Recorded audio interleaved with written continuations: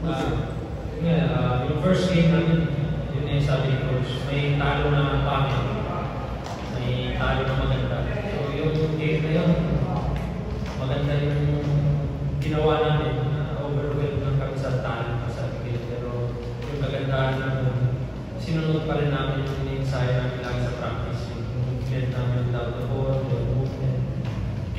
Continue lang namin yung pitch ng Coach. So yung 3 games na to, papakita na every game, kita mo naman yung players na nag-step up sa atin. So, credit din Coach yung yan sa mga skills coach namin, sila Pedro, Coach Baby, sila Coach Eman. Araw-araw kami nag-i-skills. So,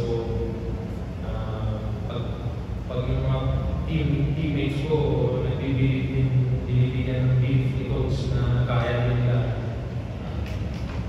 Time to shine din naman nila.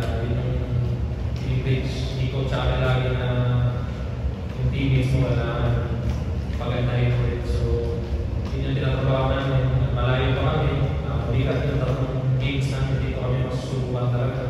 Pero yung kagandahan na kahit anong nangyayari, natatalo, alam mo na yung composure namin sa team yung tinatras namin isang isa na mag-contribute sa team. Kahit sino yung tumitira sa amin, happy kami sa tumitira. So, credit kay Coach, credit sa binibuild namin ng foundation dito. So, okay.